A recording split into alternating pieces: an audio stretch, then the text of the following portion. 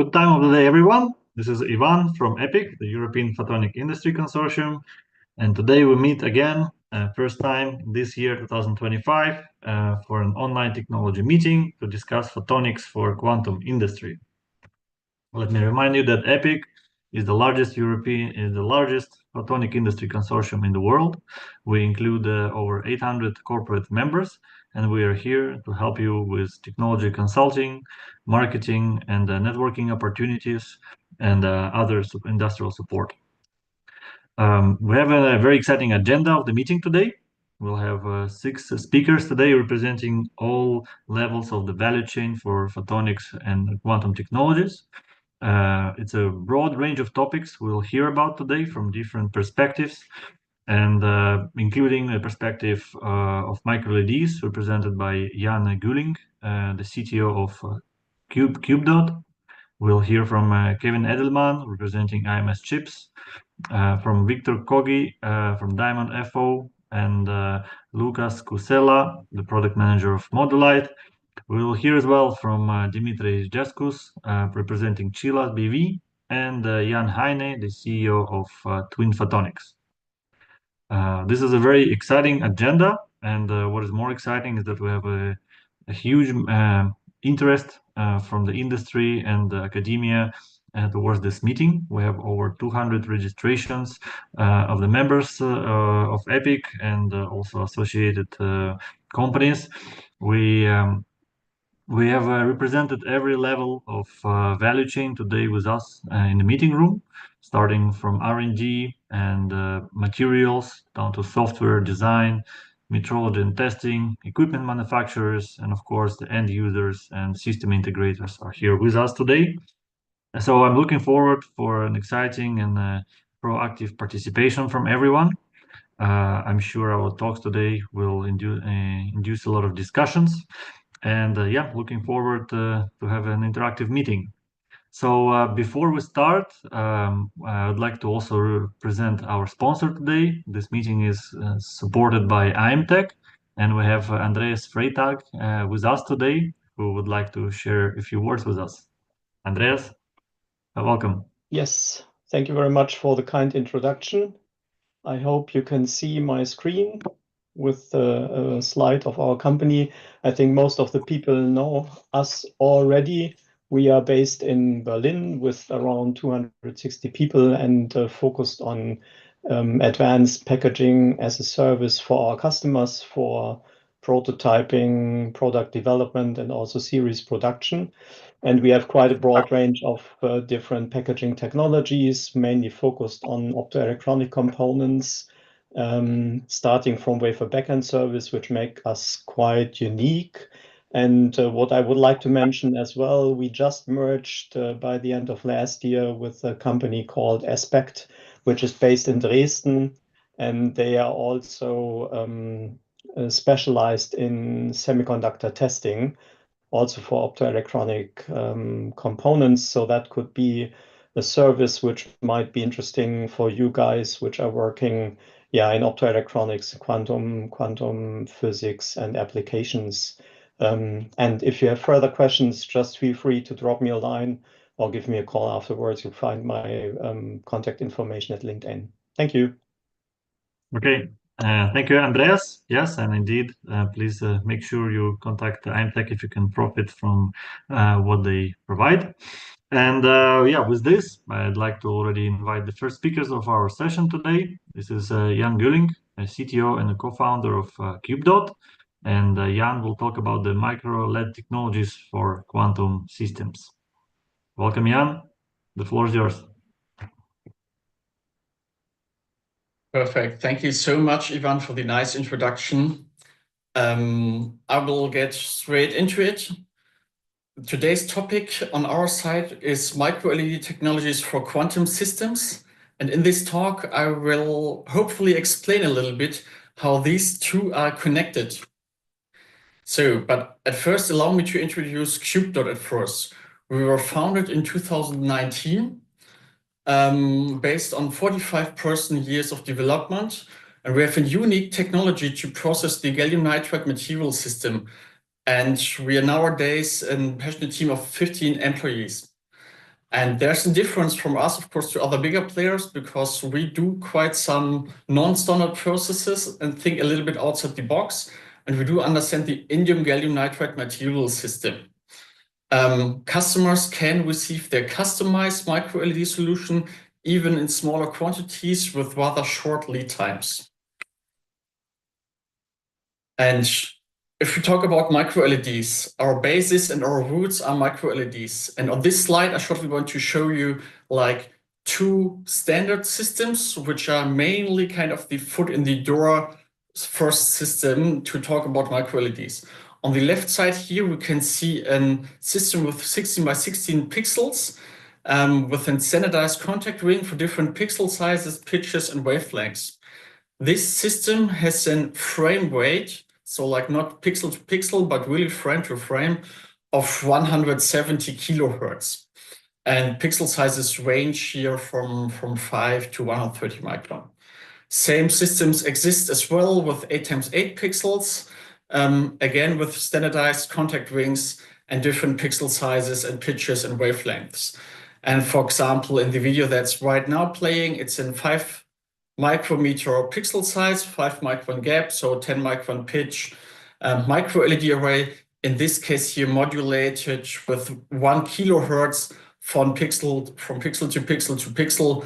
And of course, that's a bit too fast even for the slow motion mode of our installed camera. We talk here about the gallium nitride material system and the indium gallium nitride material system. So all the wavelengths from the near UV to green are working pretty fine. We have developed an epitaxy as well that allows us to shift the emitting wavelength from a red, for example, and 630 nanometers red to a yellowish color itself. And also these red micro LEDs can be produced within feature size down to 3 micron and different aspect ratios, as you can see it here on the top right corner. Other companies sell this as dynamic pixel tuning. For us, it's just a nice feature that we can additionally add. And now I shortly want to switch a little bit in your mind, how does a pixel should look like? So just some examples of emitting micro LEDs here. Pixels can be of any shape. They don't have to be square or round. So a pixel can also be a long line like we see it here at the top right. Here we have lines defined with a width of 7 micrometers, but they're 5,000 micrometers long. And on the bottom right image, for example, we see like the CubeDot logo at the moment that is emitting. And this is 1 pixel. So again, a pixel does not have to be round or square. Also, a single letter can be a complete pixel with our technology. And where would you use something like this? For example, in information displays, where you have these special kind of emitting pixels, where such a pixel is a complete letter or symbol. And this means that like in the viewfinder of a camera, there can be an off-axis display with like recurring symbols in the end. As I said, the roots in my case are the micro LEDs and micro LED industry. And on this slide, let us have a look at our general take on displays. For once, we do agree with the market research company Yole, that if you want to make micro LEDs successful, you have to have very high efficiency single micro LEDs if the die size is shrinked to the low single digit micron regime. And for having a display, you need a very high transfer mechanism that's very fast and reaches, for example, a yield of 99.9999. And just to give you a very small smaller frame of reference. I think most of you know these calculations. If you assume a 4K display and you have so a 4K display has like roughly around 24.8 million micro LEDs. If you have a successful transfer rate of 99.99, you would still end up with 2,500 dead pixels. And that's nowadays not really acceptable, which here means that you have to have the production and then very high control, but also the transfer process as well has to be very, very fast and has to be completely under control. And now I want to address today's topic. So let's address the quantum systems aspect of today's series of talk. Specifically, I will address ion trap-based quantum computers. For ion trap-based quantum computers, for example, you need to integrate and combine a lot of different things. You need different photonic elements. Might it be VCSELs, might it be DFB lasers, might it be waveguides, might it be also emitting elements like LEDs. You have to integrate the overlaying electronics, for example, with the microwave circuits to be able to control these single ions. For example, you would also need to offer a fiber coupling interface, and all of this on an interposer, for example, through glass vias or through sapphire vias with a high thermal conductivity. So no single material system can do all the tricks and can fulfill all the requirements. And for scalability, we need a system size reduction, as we already know it from other technologies, for example, from modern CPUs. This means that you do need a hybrid on-chip integration or a chiplet design. Like on the right, I put an image here of a quite current AMD CPU in this case, where we all know that they're produced in a chiplet variation. And to produce this also reproducibly and fast, you need this fast and parallel element transfer anti-connection. And similar to micro-LED displays or the chiplet design, you will also have challenges like this exactly in the quantum industry. How does this look like at CubeDot? We at CubeDot produce micro-LEDs and other photonic elements. We bump them. We transfer with the tools available from our transfer toolbox. So on the left side, you can see such an example for an LED die, in this case of 14 micron with a triangle contact configuration. And we perform and offer the so-called laser lift-off after bonding and the laser-induced forward transfer for directly transfer single photonic elements and bond them. This means either way you bond the whole chip in once beforehand and you get rid of the substrate, or you shoot single elements with a laser from your donor to your receiving substrate. And for example, this lift process is highly parallel and you can transfer millions of units per hour. There's one other thing that I want to mention. So we all, I think, agree at the moment that in the quantum industry, there is no golden way yet, and that there's not really standards regarding the die sizes, the contacts, for example, emitter sizes, but having some kind of standards would have huge benefits at the industry of all industry players. And for me as well, I just want to, I don't want to urge, but I would like to promote that, for example, in such a consortium like EPIC, we can define a little bit different interfaces, especially if you think later on also on process stability and like transfer rates. And on the left side here, we just showed, for example, that like, of course, on different die sizes, you can have different contact pad variations, for example, ready to transfer. Again, for this standardization and for this transfer, I shortly want to show here on the left such a bumped photonic elements wafer. You can expect around, so depending if you use 4-inch or 6-inch wafers, around 100 million LEDs of photonic elements on a wafer, on a single wafer, with die sizes of 14 by 14. And these ones then, for example, can be transferred via lift to the receiving backplane. And it's how we transfer these 14 by 40 micrometer dies. And again, these are exemplary for all kinds of photonic elements. On the left side here, again, you see the cross-section from the focused ion beam to showcase a defect-free interconnect And on the right side, you can see that with this transfer, it is allowed for a very, very small gap afterwards after placing the photonic elements. So if you would use a classical pick and place, it might be able to place the first ones, but at some point you would get into trouble if you already have a bumped surface. And especially if we have now here gaps of around actually 2 microns street width, that's at least challenging. And at the end, I shortly want to address the famous EPIC questions, which is, what can you do for them? I hope you grasp a little bit of it. So we can design and process LEDs, lasers, and waveguides, mainly in the indium gallium nitride material system world.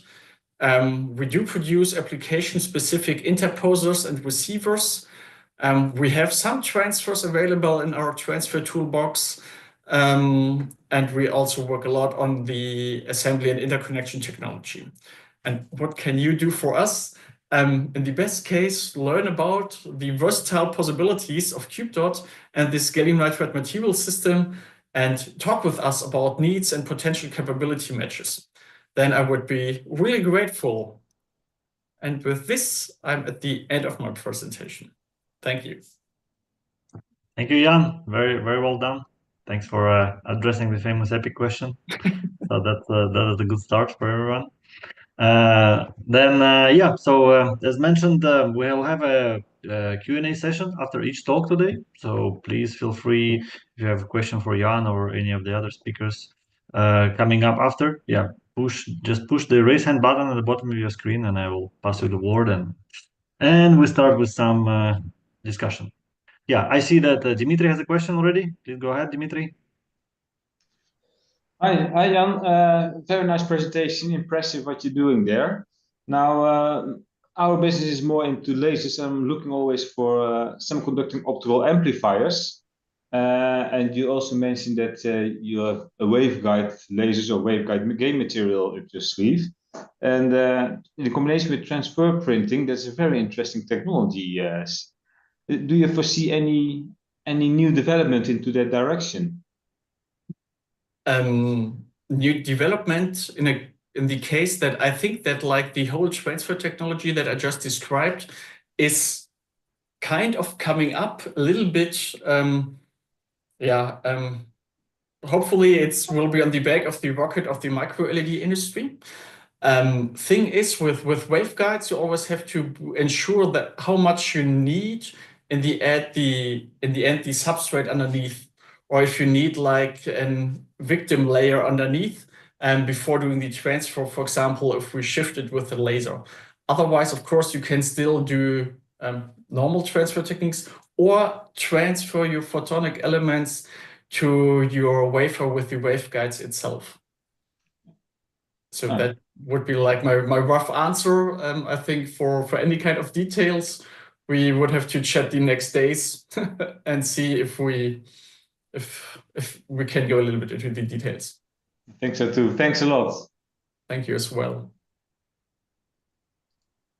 Jan, I was wondering myself also, so can you elaborate a little bit on the forecasts of like the future forecast of use of this technology for quantum technologies? Maybe if it can resolve some bottlenecks potentially that are now in the field. I think there is a bottleneck in the field at some point when you run into the issue that you have to combine a lot of different material systems. And you can do it, of course, with classical pick and place, and you can do it with the classical technologies. But once you want to make the probably next step and see about size reduction and think about actually how can we integrate it nicely in a smaller package, I think then this will be more and more important. And it's kind of the goal that we already from the beginning think about this and want to be a part of this ecosystem if we want to achieve this. Yeah, of course you can build some quantum computers without, but at some point if we want to go down that scaling route that you were also going in the classical CPU world, and there we don't even leave the material system silicon. then I think it would be a good idea. Okay, I see. I don't know a real forecast for this in the quantum industry. No, I think that answers my question. And yeah, it's a very versatile technology. Thanks for covering it for us. Yeah, please, everyone, I encourage you to contact Jan if you feel like you might benefit from this. Also, you can reach out to me, and I'll be happy to put you both in contact. Yeah, so with this, we thank you again, Jan, and I pass the word to the next speaker of today's session. This is Kevin Edelman, the development engineer from IMS Chips in Stuttgart, and Kevin will talk about the integrated photonics manufacturing at IMS, the silicon nitride, and thin film lithium niobate. Welcome, Kevin. So thank you very much for the introduction. Thank you for having me. And yeah, thank you to the audience for attending. IMS Chips is a new member of the EPIC consortium, and we were asked to use this opportunity to introduce ourselves to the community, in particular our photonics fabrication platforms, and how the quantum industry can benefit from our manufacturing capabilities. So I hope this works. That looks good. The Institut für Mikroelektronik Stuttgart, or better known by our brand name IMS Chips, is a research institute and semiconductor foundry located in southern Germany, in Stuttgart. We have a 1,200 square meter clean room, and we are engaged both in scientific research as well as development and small-scale production of high-tech CMOS products for academic and industry partners. Our activities are bundled into these business units. They are integrated circuits and systems, which particularly includes ASIC development, silicon photonics, which I will focus on today, and also MEMS technology, as well as large-scale nano patterning. This is an overview of the waveguide materials that we offer here. It's already included in the title of the presentation, so no big surprise. That's silicon on insulator, silicon nitride, and soon also lithium niobate. I guess everyone in this community knows about the diverse applications of integrated photonics itself, such as data communication and various sensing use cases.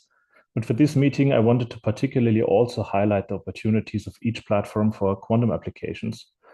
The biggest factors determining the applicability of each material are the transparency window, refractive index, and therefore level of integration density, available nonlinearities, as well as phase shifting options facilitated by the material.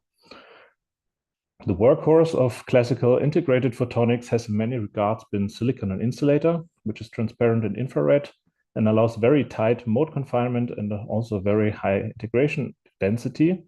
This also means that it's possible to integrate a lot of functionality into fairly short waveguides, which partly offsets the comparably large waveguide loss of single mode waveguides. But managing the loss is obviously a major concern, particularly for many quantum applications. Also, there isn't really a way to implement phase shifters in silicon waveguides, which operate at gigahertz speeds and are low loss. Nevertheless, this platform is also investigated for quite some quantum applications, such as photonic quantum computing or quantum key distribution. If your application runs on visible light or you need high optical powers, then silicon nitride is an alternative waveguide platform that we can offer to you, which is somewhat popular, especially by the medical applications and also in the quantum community. Especially for quantum sensing applications where we rely on these waveguides essentially for routing visible light to where we need it, this is a fantastic platform. However, it's mostly passive, since the only available phase shifter technologies relies on thermal phase shifting at very high heating powers, which means that this is often used for interposers and not so much for standalone. Since essentially all available waveguide technologies so far have some significant shortcomings, especially when it comes to quantum, we've partnered with industry and other research institutions to set up an integrated photonics line based on thin film lithium niobate on insulator. This material is pretty much the king of quantum, owing to its intrinsic electro-optic effect, which enables extremely fast and low loss switching, the strong Chi2 nonlinearity, and ultimately the possibility of rare earth atom doping for implementing quantum memory, quantum repeaters, or even integrated lasers. What we can do with these materials for you is largely determined by our lithography capabilities. For waveguide patterning, mostly rely on variable-shaped electron beam writing, which combines the resolution and accuracy of electron beam lithography and the design flexibility of a direct writing approach with the speed and throughput necessary for full wafer fabrication.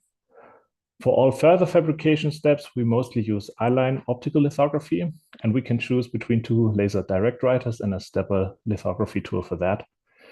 You can tell we capitalize on direct writing as much as possible, and the reason for that is that we focus more on early stage development and prototyping, where partners and customers don't need one chip many times on many wafers, but rather one wafer with many different chips.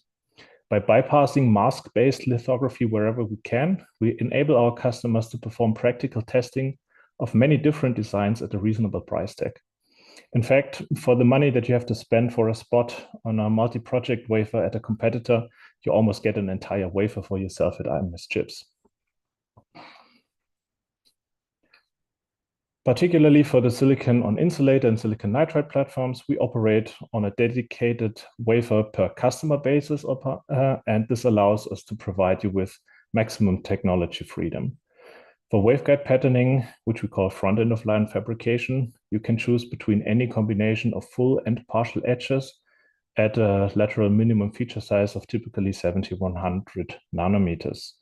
This enables, for example, complex appetized grating structures, as depicted here on the top left, or for example, fancy combinations of strip, slot, and rib waveguides, like you can see in the top center picture. Particularly for silicon, we also offer various implantation steps, which is important for plasma dispersion phase shifters or any technology where you need electrical contact to the waveguides themselves. Now, passive waveguides are already fine for some applications, but if you need additional back-end processes, you can choose from a wide variety of options that we can offer with our technology. This encompasses, for example, one or several layers of metallization, titanium nitride heaters, selective cladding removal, suspended waveguides, isolation trenches, etched coupling facets, deep etches, backside mirrors, and so on. Here it's our philosophy to make your application possible. While we can and do rely on a wide range of stable standard processes, we're also happy to develop new processes if you need something that doesn't exist off the shelf. Another useful capability of ours is photonic throughput testing around 1550 nanometers. For purely passive test circuits, our flying probe tester runs fully automatic and delivers 800 to 1000 throughput measurements per hour at a very high reproducibility. We mostly use this for process control and device characterization. For electro-optic co-measurements, this is a little bit more manual task and much slower, but also possible. So how can you interact with us and benefit from our fabrication capabilities? The most straightforward way is to use our foundry service. As I mentioned, for the SOI and silicon nitride platforms, you can request fully custom technology stacks with full 6-inch wafer designs. For photonic packaging, we're currently developing options ourselves, but as we've already heard, there are other partners, especially in this consortium, who specialize on this specific aspect. And I would suggest that you contact them if you don't have these capabilities yourself. We currently deliver either the entire wafer or we dice them into chips. The thin film niobate line will, however, operate on different conditions as soon as it's up and running. Here we will provide a PDK with tested building blocks to academic partners for multi-project wafers. And if you are interested in this technology for commercial applications, then you have the option to negotiate access to our line with our exclusive launch customer, which is the startup Quant. The plan is to be operational in 2026.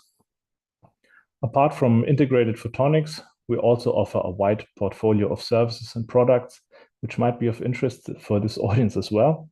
We, for example, offer integrated photonic design and simulation services. We've also developed silicon germanium avalanche diodes, which are, however, not integrated in our waveguide platform.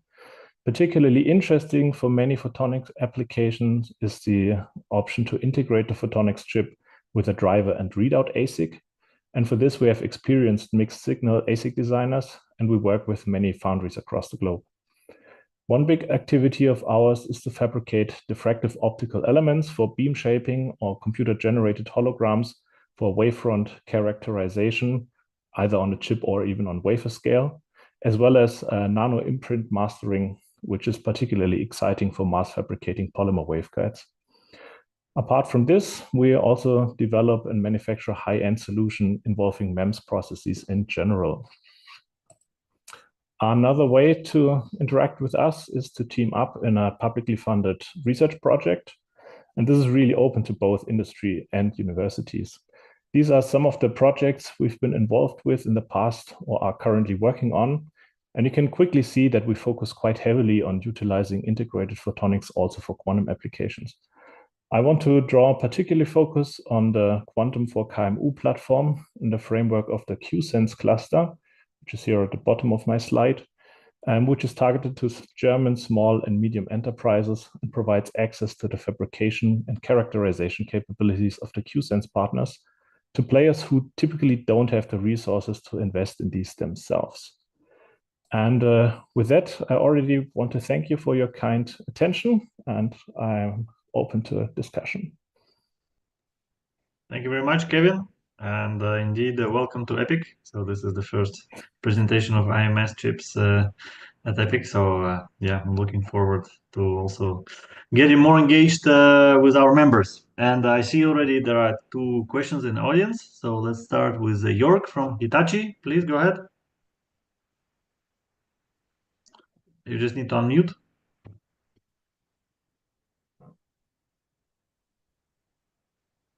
Okay.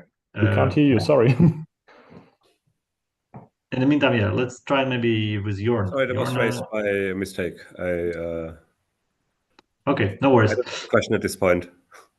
Ah, No you don't worries. have a question. Well, it was all clear. But Jorn has a question. So Jorn from Epiphany, please. Yes, thanks. So yes, we at Epiphany are a design house, so we design photonic chips. And you mentioned there that you have PDKs for academic partners. will be, it doesn't exist yet. Yeah, sure. But is it only then possible to join your MPW runs as academic partner? Or if you are a commercial partner, you're interested, then it depends on your negotiation skills, I guess. The machines have largely been paid by our launch customer, and they decide on commercial use of this line in the long run. But I guess there will be still a way to join. Okay, thanks. Yeah. Okay. Now we have Stevie from Stealth Startup. Yes, hi. Thank you for the presentation. Just a quick question. You mentioned some ASIC. So could you elaborate more and say maybe some example of the ASIC that you already implemented? Thank you. For example, driver ASICs for large numbers of phase shifters, in that case, like up to 64 or something like that, that you can co-package with the photonics chip is a typical application. Or if you have many detectors that you need to read out at the same time and also process to some extent. These are things we've already done. But in that case, really your imagination is the limit, or the die size you're willing to pay. I see. Thanks. Yeah, and one last one I have myself, Kevin. Maybe can you expand a little bit on the quantum technologies that are represented at IMS, and what is the size of it for you currently? So the way we are incorporated in this quantum industry is we're partners in public research projects where we essentially develop and deliver waveguide platforms for our partners who then ultimately implement the actual quantum application. So we try to find ways either to get light to where we need it, or we try to improve our already existing technology to a point where it suits the specific application. And obviously, since this is one of the interesting applications for integrated photonics, also in the long run, this is just something we keep on working with other people to make it as suitable as possible. Right. Okay. Yeah, especially with silicon nitride platform, I can imagine. All right. Okay. So thank you, Kevin. So good to have you with us now. Yeah. And thanks. With this, I pass the word to the next speaker, who is Victor Koji from Diamond FO. And Victor is a technical director, and he will talk about the ultra-low loss interconnects supporting the advancement in quantum technology. Okay, so thank you. Welcome, Victor. Yeah. Switch over the presentation.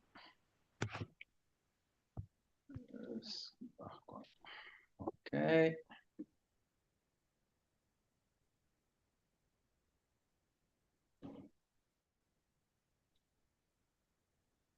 Now, so. Okay. All good.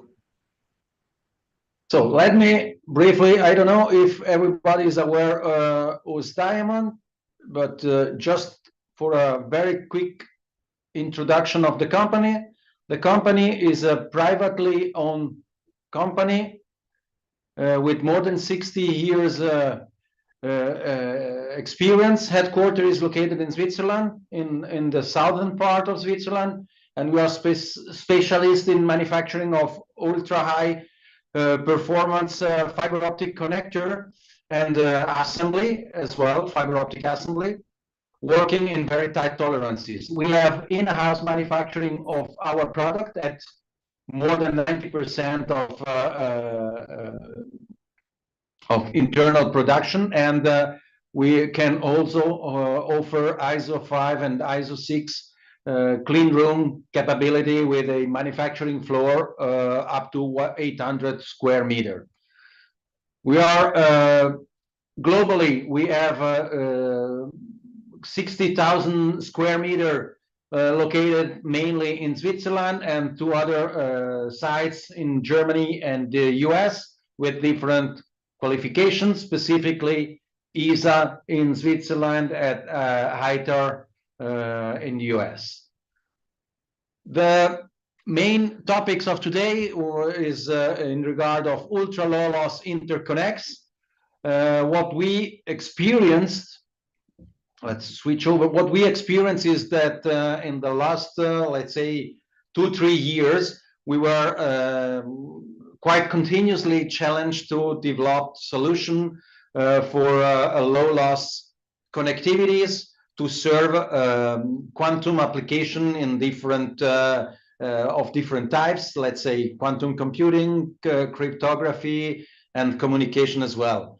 And over these different requests, we started a development activities in order to get optimization for transmission of individual photons over optical networks. And this led us to develop a new class of connector, namely ultra low loss, that we are now, I want now to show you some more in detail. As per our understanding, what is ultra low loss means is a connector that is capable to grant losses or extremely limited losses up to the level which is really comparable with measuring uncertainty. And that's what we are dealing with at the moment, doing, let's say, making use of the basics of fiber optic transmission. Those 2 parameters that we are now showing on this slide are the main driving factors in order to get poor or very high performance connectivity in fiber optic. And as you can see, out of ferrule properties, which can be listed as diameter, shape, and hole diameter and whatever, what is very, very important for a high precision connectivity are lateral and angular misalignment of the fiber core itself. So in order to get rid of lateral misalignment, Diamond has developed many years ago their own technology, which basically are constituted over this statement, which is showing that even in the IEC international standard, there is a definition of attenuation for fiber optic connectors, which is basically done by having eccentricity and angular misalignment under control. Those two parameters are leading to different categories of connectors.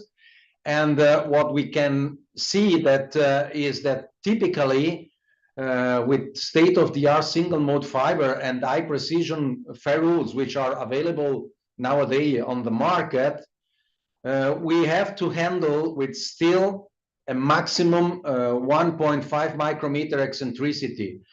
This would mean that even by having the perfect components in place, you have to, or you may be affected by an intrinsic loss up to 0.2, 0.3 dBs. In that case, our focus was to work on eccentricity, and we started, or the basics of our technology is at first level using the composite ferrule, which is also defined by the international standard. Under composite ferrule, you have to understand a ferrule which is built using a hard zirconia ceramic sleeve, very precise machine in a scale of tenths of micron of precision, combined with a ductile titanium insert, which serves as a guiding element for the optical fiber.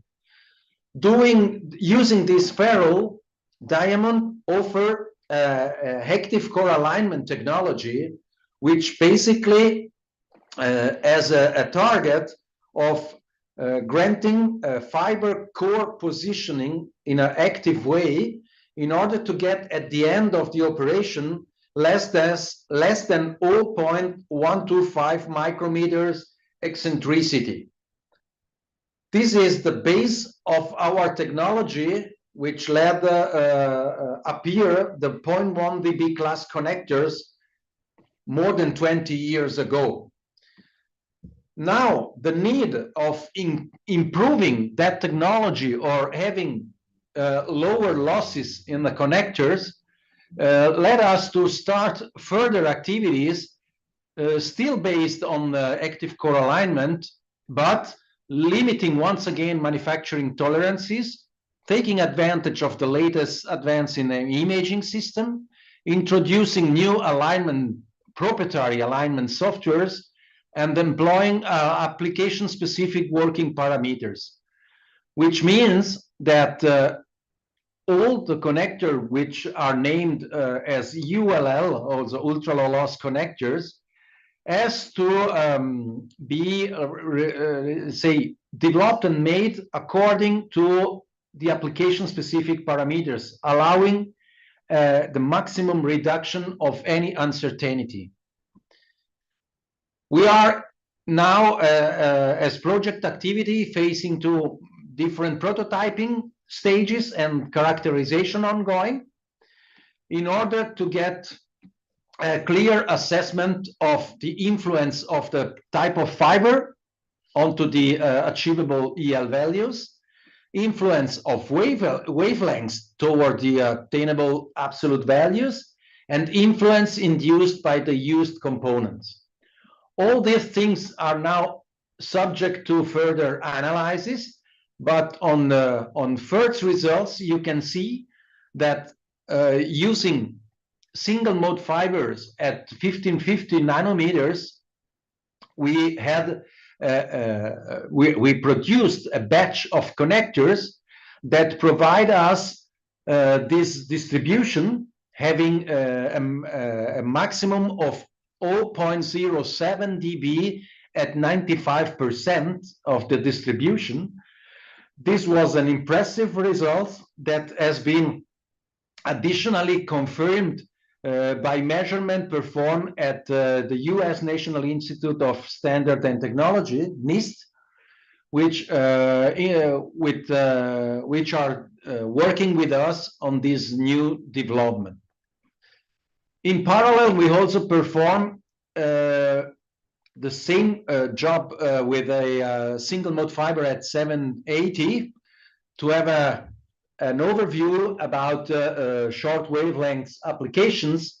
And as you can see, we also have a very good results showing 0.1 dB at 95% with a mean value on an average at 0.057, which compared to standard available product at 780 nanometer show more or less a reduction that is less than a half of typical values that you can find on the market. Additionally, we have performed testing using other fiber types, still at 1550, in order to get the feeling or an assessment about the behavior of different fiber at the same wavelength. And you can see that using other fiber, the values can be massively reduced. And this is what we are now managing, knowing the kind of, let's say, table frame where we can see different wavelengths, different fiber types, and corresponding different achievable values. This is for us the best way to serve any connectivity, let's say, connectivity issue or connectivity use within quantum photonics in general, because as we got from our customers, it's extremely critical that any loss should be avoided. The measurement technology relying on that is measurement technologies which is well known and internationally defined. So we didn't get a new specific method or something crazy to get those results on table. It's clear that we are dealing in a level of insertion loss that is typically covered by the measurement uncertainty, and in that case, it's important to have a good selection of the material you are dealing with, the fiber you are dealing with, and everything has to be adjusted, if possible, to the parameters that rely to the application. Doing these, we can achieve the expected value by ultra low loss, and also fix the parameter belonging to the process, because at the early stage, as we are now with the characterization of different fiber and different wavelengths, we have to perform a large measurement campaign, building histograms in order to get a picture of the quality of the results of the process, and then working with the process parameter, we grant that the overall quality of the connector are given. Ongoing projects is concrete, is not theory, is something that we are dealing with. We have already a lot of customers that they are at early trial stage within several projects, where the connector and fiber optic assemblies, because it's not only the connector alone, but typical for that kind of application, we are also dealing with vacuum feed-throughs and low temperature connector assemblies, so that all the activities are also inspected under specific pressure and temperature conditions. And then, as mentioned before, we have an activity ongoing in order to have a kind of standardization of these connector families, working with the NIST.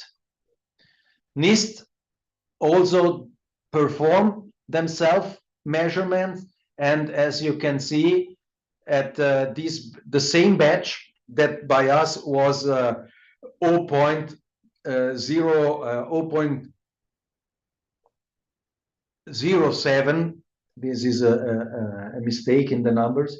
0.074, here is 0.077, as you can see from the plot of the histogram. Huh?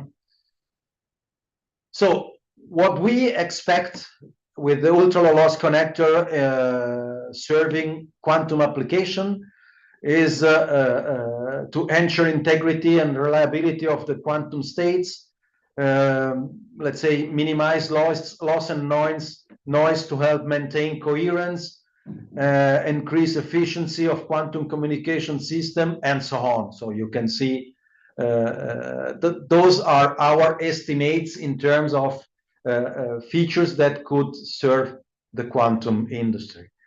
We have also a commitment to ULL in terms of really establishing a new standard in regard to ultra-low loss connectivities. And that's it. Thank you very much, Victor. Nice overview. And those are indeed very exciting developments you're working on. So yeah, let's see what's the feedback from our audience. I see Amir from Lithium has a question already. Amir? Yes, can you hear me? Yeah. Yes, Victor, this is crazy cool. I was like really fascinated. But actually, a question: have you guys tried also coupling between different type of fiber? Especially, I'm interested in connection between ultra high NA and the single modes. I mean, have you tried that? Actually, see what kind of coupling loss you get from so cross connection, you mean? Yes, exactly. Between standard connector and that kind of connector. So we didn't get that already done. It's clear that out of our experience up to now, I would expect having issues because of the, as I said in my presentation, you can see we are really dealing at the limit of the feasible. And if you already use the ultra low loss process that we developed, and you match different fiber, you already have different results. And if you match that ULL connector against a single mode one, it's clear that we have, let's say, the opposite side of the connector not under control as it should be. You could face to fantastic results, but you could also face to, let's say, 0.2, 0.3 dBs. Pretty good. I mean, 0.2, 0.3 is. I mean, I'm just trying to say, like, sort of going to a smaller mode sizes can have an impact on, let's say, spot size converters, for peaks. So that's like a huge application, but there's always this connecting the fibers of different kind is always a limit. So yeah, as a good solution, we are really interested. Well, let's say everything could be tested somehow. I don't have results already available, but if there is specific situation that we could take into account, why not? For sure. Okay. Yeah, I hope you have a discussion afterwards on how to do it together. Yeah, let's give a chance to Stevie from Self Startup. What's your question? Yes, thank you for the presentation. Just a last question. Maybe I missed this part, but could you confirm that what you show was for angular contact?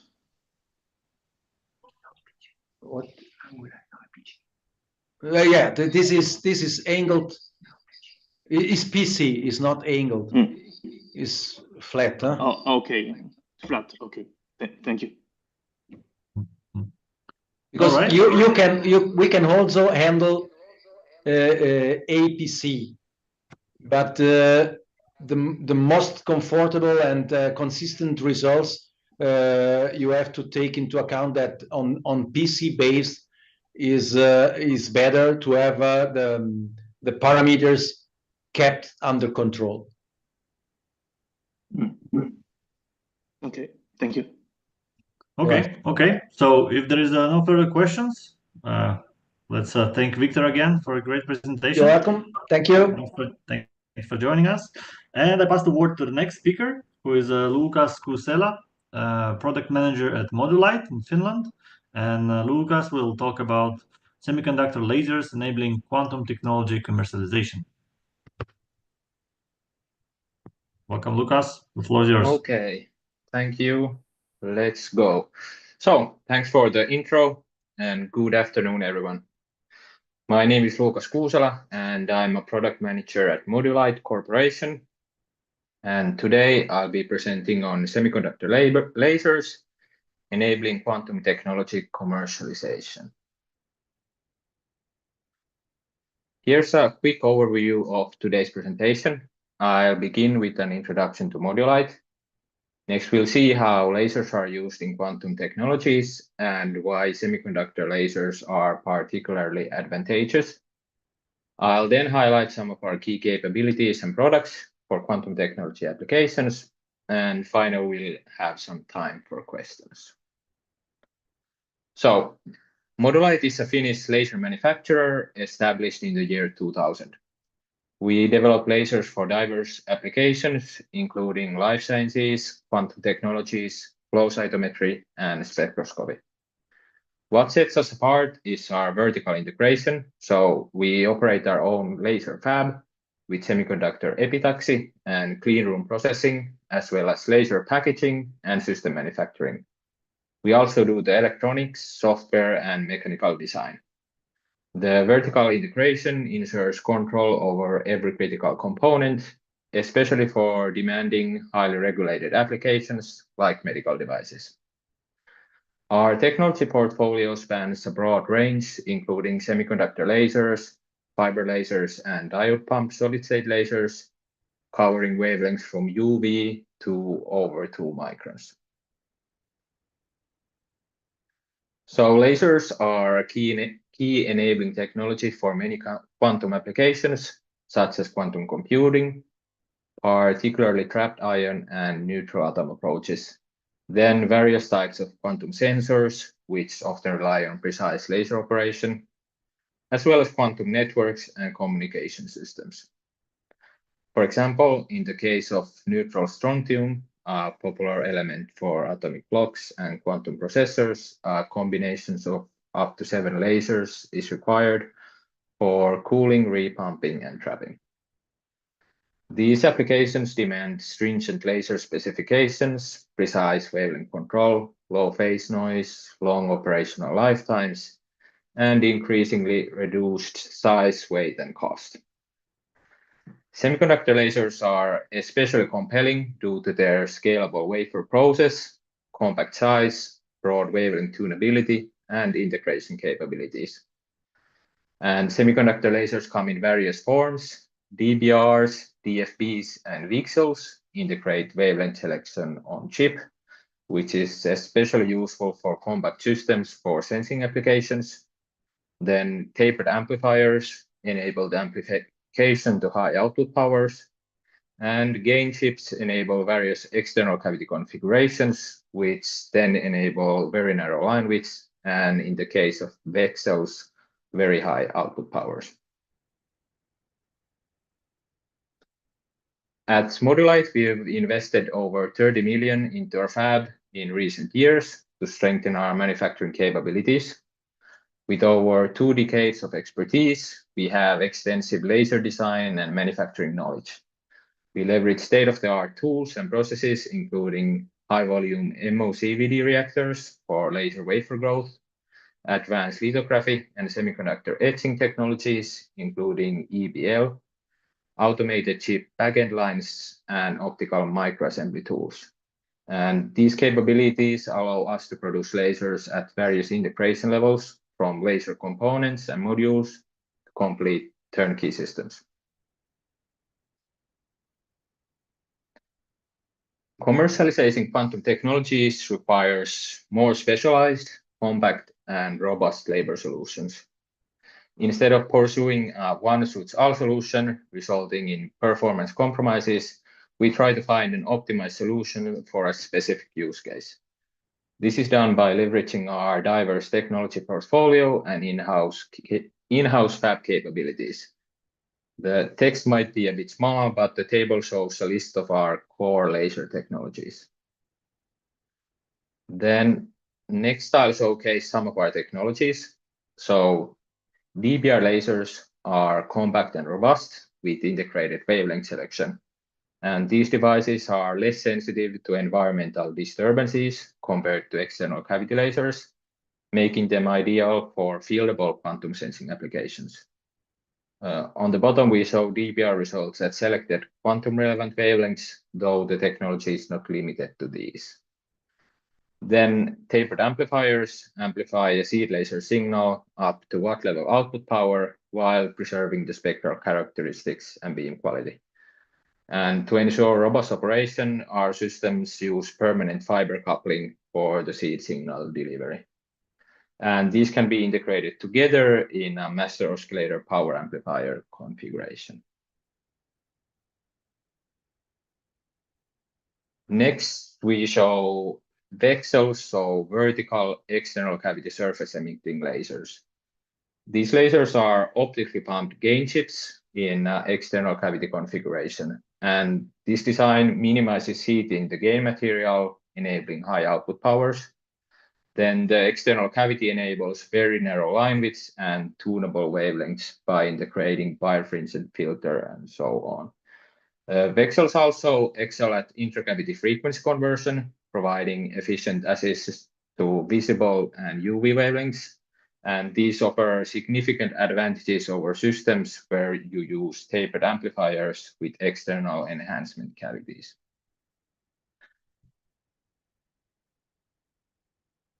And then lastly, we offer also fiber lasers. These are particularly suited for longer wavelength transitions requiring high power and narrow line widths. The wavelengths are, however, somewhat limited by available dopants. And as an example, we've achieved over 1 watt of output power with less than 10 kilohertz pre-running line width at 1762. Okay, so to summarize, I presented some of our in-house technologies, and the concept is to be able to choose the correct one for the job. What can we offer you? A wide range of laser solutions, also tailored ones for application-specific needs and at many integration levels. Then what can you do for us? Well, we are using a variety of components such as micro-optics, TECs, optical fibers, fiber couplers, nonlinear crystals, and so on. And we're always looking for new suppliers.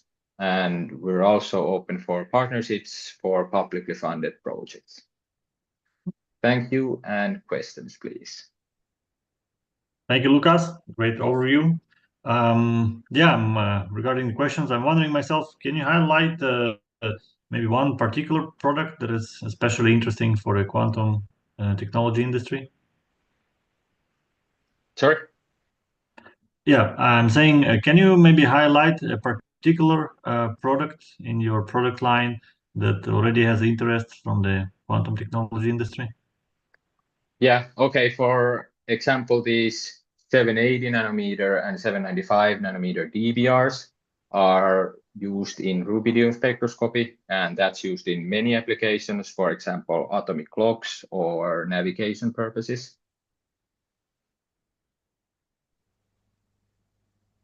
Okay. Okay, that's interesting. I see there's a question from Dennis Kader in the audience. Do you have a question? Yeah, thank you very much. I'm Dennis from AEMtec, and we are working at Photonics assembly and test automatization. And I have a question if you are also challenged with the automation process for all those different kind of modules you are building. You said you are looking for people who have like lenses and different kind of things in space, but I'm also asking if you are also looking for new machines. Yeah, so I'm not sure if we're actively looking for machines. So as I said, we recently had quite extensive upgrades. So it might be that we're good for now. I'm certainly familiar with AEMtec. So if needed, I'll be in contact. Perfect. Thank you. Great. And another question from Huda Brahimi from ESA. Please go ahead. Yeah, hello everyone. Yes, I was wondering because I discovered today, thanks to this presentation, that you can manufacture DFB lasers. And I'm also curious to know if the chips themselves are manufactured by Modulite. This is the first question. The second one is, are you collaborating with space industry in general, or have you any space heritage? If not, would you be interested? Yeah, so okay, everything I presented here is developed and manufactured at Modulite. So we have everything starting from the laser epitaxy, processing, and so on. Then the second question, I know we have worked together with ESA also in the past, so we have some lasers in space.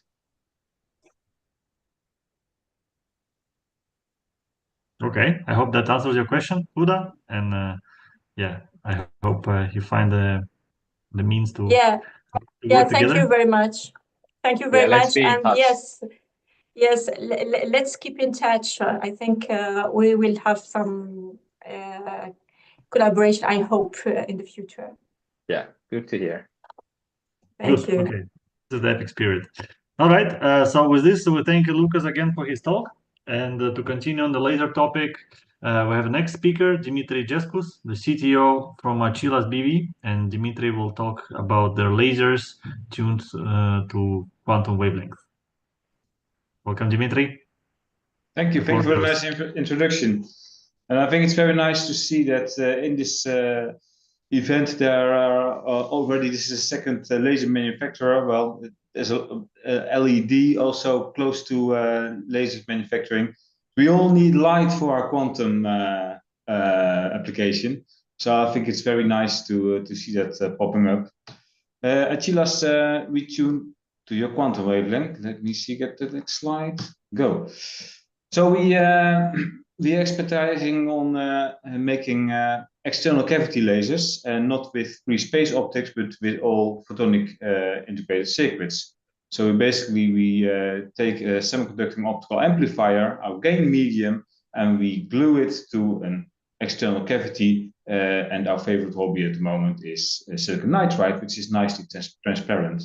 On that feedback circuit, there is a Vignette filter there, 2 rings there. Look up the website, you'll see how it works. And only one reflection peak here in the center will be feedback into the laser cavity. And the laser will nicely lock to that, and thereby we extend the cavity. The nice thing with the schematic, what we get there, is that we get a lot of output power thanks to the large gain in the semiconductors. And we extend this cavity into a non-absorptive, low-loss silicon nitride platform. And therefore the mode collapses and you get a very narrow line width, sub-kilohertz line width. And thanks to its nice chip technology, it's nice and compact. And that's what we like. So this is a packaged chip. Typically they look like protein pens butterflies. Inside there are 2 chips and a fiber nicely glued to the interface. And we've got several products, laser products on the market, and they come in this nice and handsome shape, where we fully control all the tuning elements on the chipsets.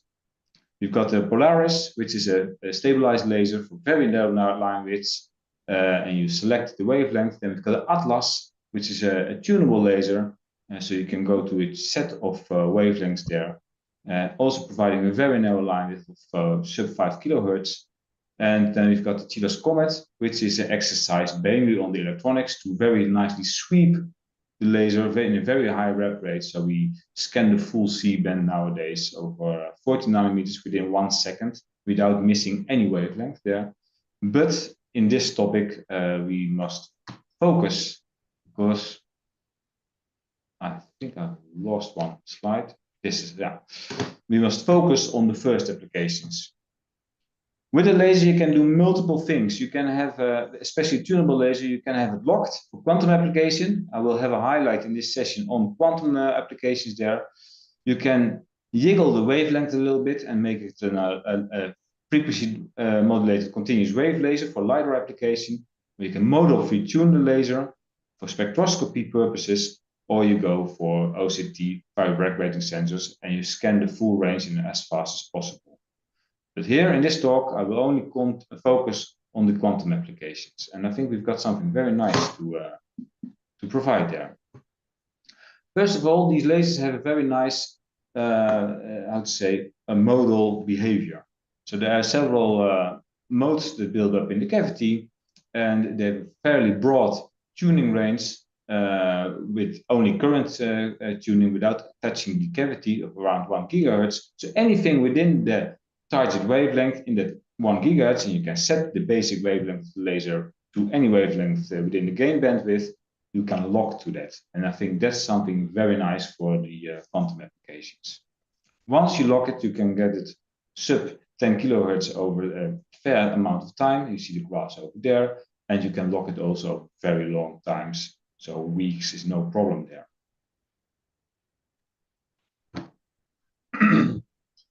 We've got, for this year, we've got 2 new products. One here is the Polaris. This is a fixed wavelength laser. This is the, it's also external cavity laser.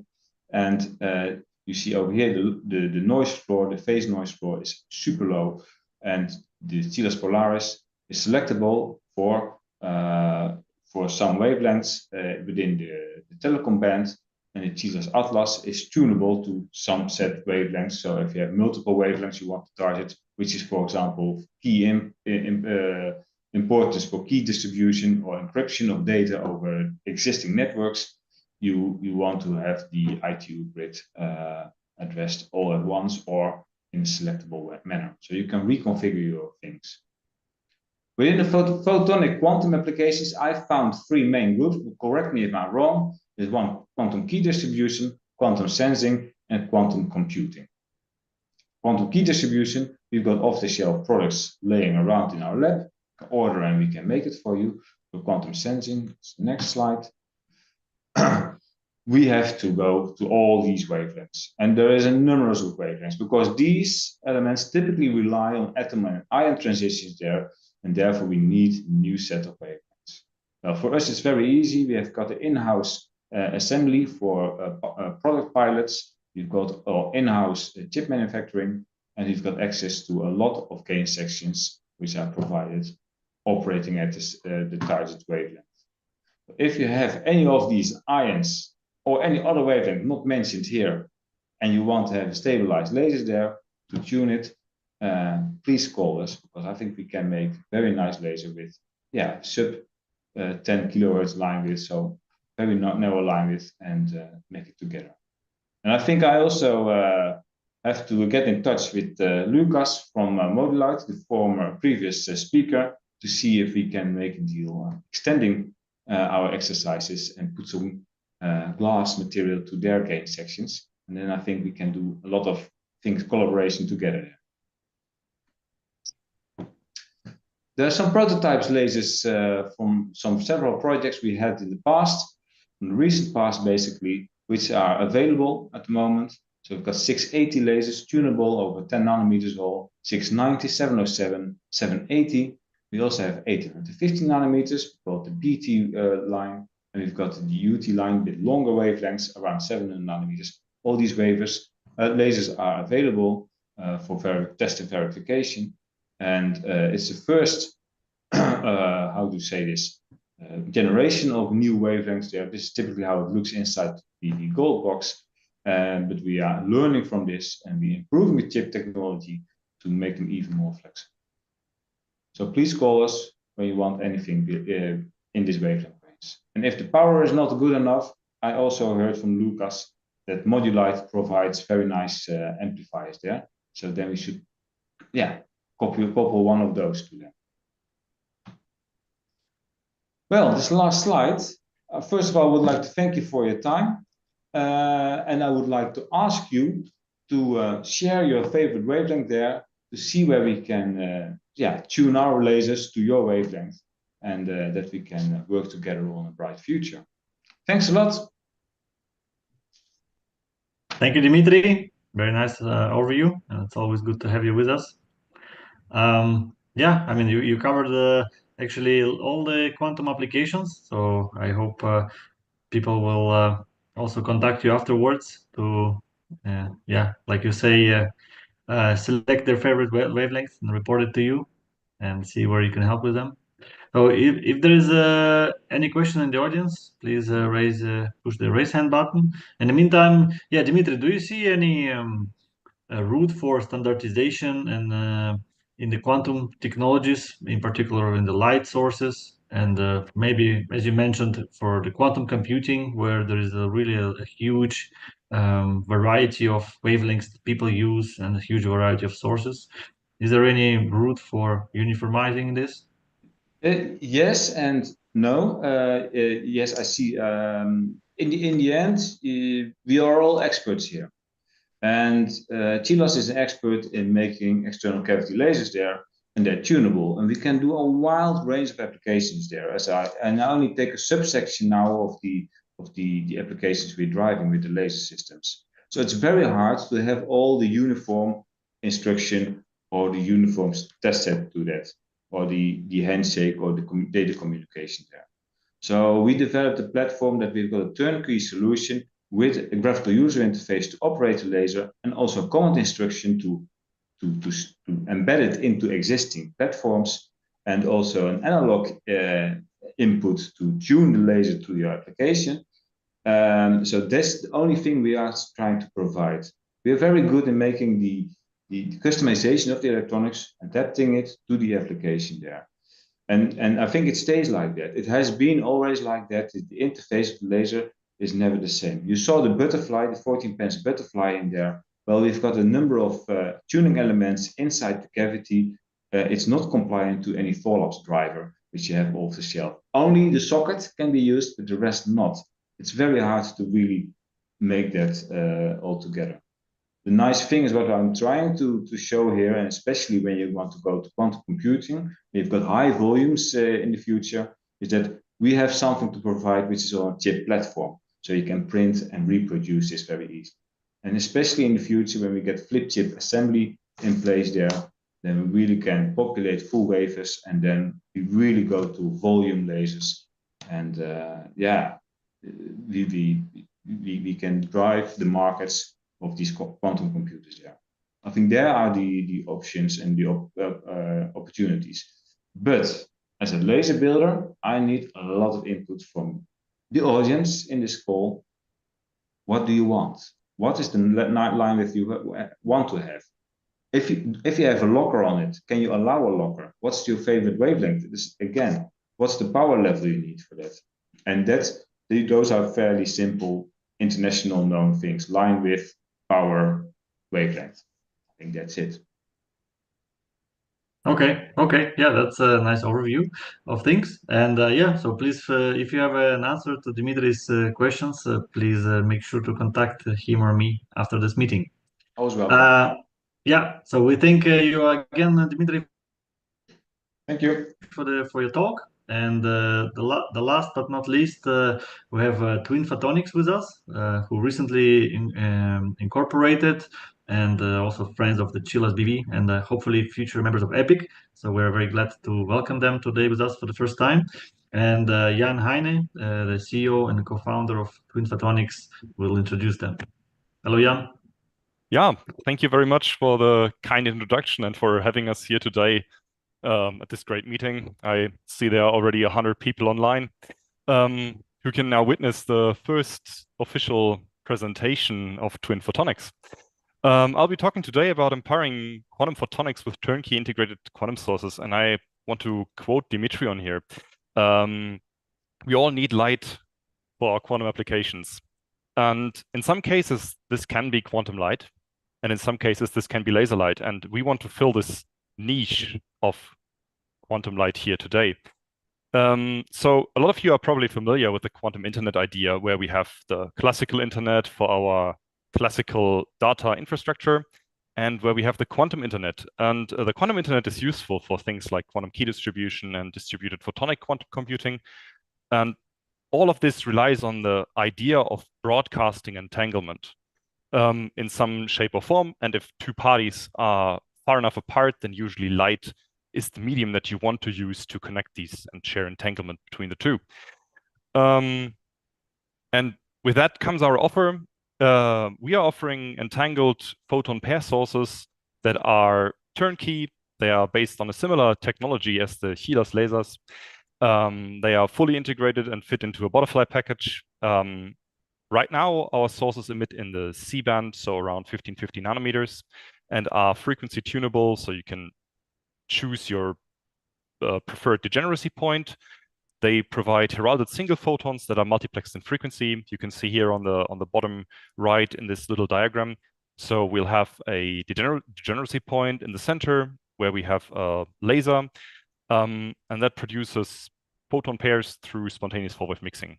So you will get one photon of the two at a higher frequency called the signal photon, and one photon of the two at a lower frequency called the idler photon. Yeah, and by detecting one, you basically herald the existence of the other one. Additionally to just heralded single photons, they also provide entanglement in frequency bins, and also soon, once we finish development on that, in time bins. And these entangled photon sources have a fully European supply chain as well. The interesting thing here about the time bin and frequency bin entanglement is that compared to standard, what you might already know, polarization entangled sources, these both are scalable, meaning that you can have many, many basis states. So in the frequency domain, you can think about just placing more and more laser frequencies or optical frequencies next to one another. And each of these frequencies counts as a basis in quantum information. And in the time domain, you can do the same by just placing pulses of photons next to each other. And then within your information transfer window, as many time bins or frequency bins as you can fit in there, the higher dimensional your encoding will be. And the higher dimensional your encoding, the more information you can transmit in each send operation. Additionally, the frequency domain is easily multiplexed. We all know in classical communications, we have just passive wavelength division multiplexing splitters. These allow for easy multiplexing and sharing of light between different parties. And in the time domain, they are very, very easily interfered, because you can just build interferometers where you delay one part of the light by a so-called 1-bit delay, meaning that you overlap two pulses that are usually adjacent in time at a common time. And this allows you to get out the interference pattern very, very easily. Right. We also have a prototype that arrived just at the end of the beginning of December. It's already turnkey, and it's a hybrid silicon nitride and indium phosphide integrated design. It's fully packaged in a butterfly, and it's with driver electronics. And we've had it stable over many, many weeks now. So we got it to work immediately after it arrived here. The hardest was really just plugging in the power, and photons came out already. Yeah, the design you can see in the bottom left here. So it's similar to what Dimitri shared about the HELAS lasers. We have an indium phosphide waveguide as an optical amplifier, and then 3 ring resonators and a mirror with a tunable output coupler. And these ring resonators, similar to the HELAS lasers, are used to set the laser wavelength. But additionally, we are also using the ring resonators because they provide intrinsic field enhancement to produce a quantum frequency comb in one of the rings through spontaneous forward mixing in the silicon nitride. Yeah, and that one we can couple out, and we have measured that, and you can see it here on the right-hand bottom side. So this quantum frequency comb is spanning 4 modes of each a signal and an idler photon, with more than 25,000 photon pairs per second at the device output, and a CAR of more than 40, which is the quantum equivalent of the signal to noise ratio of the photons that you detect. Our new future goals are to develop this quantum source into a full-fledged C-band spanning source, where we have a dense mode spacing of 25 to 50 gigahertz. Our current source has a mode spacing of 200 gigahertz, where we have many entangled modes. So we are targeting more than 50 modes spanning then the C-band. Ultra-high photon rates at about 50 to 100,000 photon pairs being generated on each mode every second. And also time-band entanglement for QKD applications. Yeah, and as Dimitri also said, wherever there's gain, we can build a laser. Wherever there's gain, we can build such a quantum source, because the design is pretty much center frequency agnostic. So we can think about 1.3 micron fiber communication in the O-band, which is currently a very hot topic in research, because that is one of the frequencies that you can use to still communicate over actively used classical telecom networks, because in the C-band there are a lot of channels that basically pollute the other channels with stray light. And at 1.3 microns, there are specific channels that you can use to that are very, very low noise. So you can still transmit your quantum data on them without having too much noise from the classical signals. We can also think about satellite communication in the between a base station and a satellite, and also near infrared atom and molecule interaction with sensing and many, many more applications. So for example, if you have two atoms or ions acting as qubits and you want to entangle them at a distance, you would need entangled light to share then entanglement between the two atoms. And this is also something that we can do in the future. These wavelengths are really customizable to your requirements. So let us know if you have a favorite wavelength where you would like entangled light, and we can talk about making that happen. Lastly, who are we? Twin Photonics. We are a very, very young startup originating from the Quantum Photonics research group at Leibniz University Hanover in Germany. Together with my Professor Michael Kues, we founded this company just 10 days ago. Yeah. And what are we looking for here in EPIC? So your use case, mostly get in touch with us. Let's talk about your requirements for quantum light. We're also looking for feedback on our prototypes. So you can get a virtual lab demonstration, but even better would be if you random purchase one of our prototypes to test it in your lab and give us feedback on our source. And lastly, we are looking also for high isolation fiber optic filters to suppress this pump light that we use to generate the photon pairs in the microring. There we are currently investigating chip integration, but for now it's a lot more convenient to use just passive fiber optic filters to block out the pump light, because it's a lot more repurposable. And with that, thank you very much for your attention. Get in touch with us, write us an email, follow us on LinkedIn, where you get more information on our releases, also information on our website release, and additional communication channels once we have an email set up. Yeah, thank you very much. All right, thank you, Jan, and good luck, with your future endeavors with the new company. So please raise your hands in the audience if you have the fiber optic filters for Jan. If not, come back to him after the meeting. And also if you have any questions for Jan, this is the moment. And in the meantime, Jan, I'll just ask you to elaborate a little bit on the perspective of Twin Photonics and which markets you're aiming to, and if you're planning to work mostly with academia, or you're going to ramp up the production of these sources. I mean, the idea stemmed from academia, because in our research group, we were building a lot of these sources to do quantum experiments ourselves. But we wanted to get away from just building sources, because you can imagine that takes a lot of time in your research, but you would rather focus on the experiments and the results. So that was one part, but the other part is also more business oriented, because there are already solutions for quantum key distribution, and not a lot of these solutions work really with entangled light. And then the attack vectors are very, very different if you're using classical light versus entangled photons. So this is another market that we are looking into. For example, with these time-band entangled photon sources, that is I think one of the bigger parts. And then also you could think about quantum sensing. Really, the applications are unlimited. Yeah. All right. So as I said, good luck with your future endeavors, and yeah, welcome to the EPIC community. So I hope you will get some interesting feedback after this meeting from our members as well. And yeah, so with this, we come to the end of our agenda. Let me just share a few short slides with you. Yeah, so this was the EPIC online technology meeting on photonics for quantum industry for you. I hope you enjoyed it as much as I did. And also, if this meeting was of interest to you, I suggest that you go ahead and register right now for our next upcoming technology meeting, which will be offline.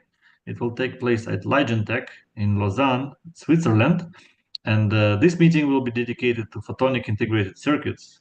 Many of the topics also cross over with the quantum technologies, but not only. We'll discuss semiconductor LiDAR topics, medical sensors, and of course, everything that involves the CPO and photonic integrated circuits for telecommunication and datacom. We have a very exciting agenda there. We have speakers from all around the world, including a speaker from NVIDIA, which will, of course, will cover the large data center topic for photonic integrated circuits with us. So yeah, so please mark the dates, 12th, 13th of March in Lausanne, Switzerland. You'll be welcome to join us there. Right now, yeah, you have a pop-up poll on your screen to give us some feedback about this meeting that you had today. So please give us some feedback. With this, yeah, I'd like to thank again all the speakers of today's session. So Jan, Kevin, Victor, Lucas, Dimitri, and Jan again. So thanks again for forming this very nice agenda. I think it all went very well, and I hope to hear more discussions after this meeting on a more private side. And yeah, so with this, EPIC is there for you with technology consultations, marketing, mentorship, recruiting, and investment opportunities. So this is all thanks to our EPIC team here on the screen. And with this, thank you very much and have a good rest of the day. Thank you. Bye-bye. You too. Bye. Thank you very much. Bye, everyone. Bye, everyone. Thanks a lot. Thank you. Yeah, thank you. So if someone has